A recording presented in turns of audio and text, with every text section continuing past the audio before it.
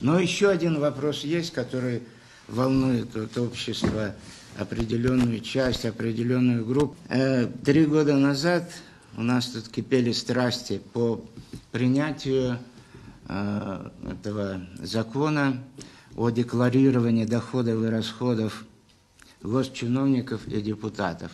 Закон был принят, стали сдаваться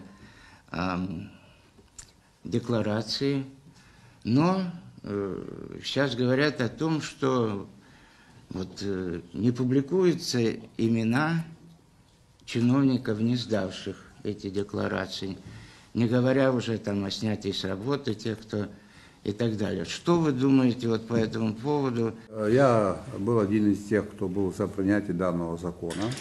В редакции этого закона, на мой взгляд, есть невыполнимые условия пока еще. Это мое глубокое убеждение.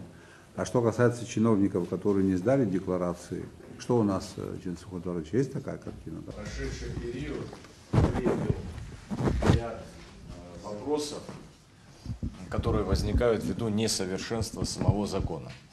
И напомню, проинформирую всех коллег, вами было дано поручение правительству в ближайшие сроки представить законопроект о внесении изменений в действующий закон, который позволит улучшить его работу и повысить эффективность.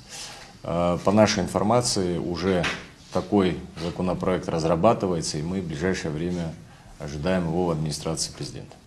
Все, спасибо.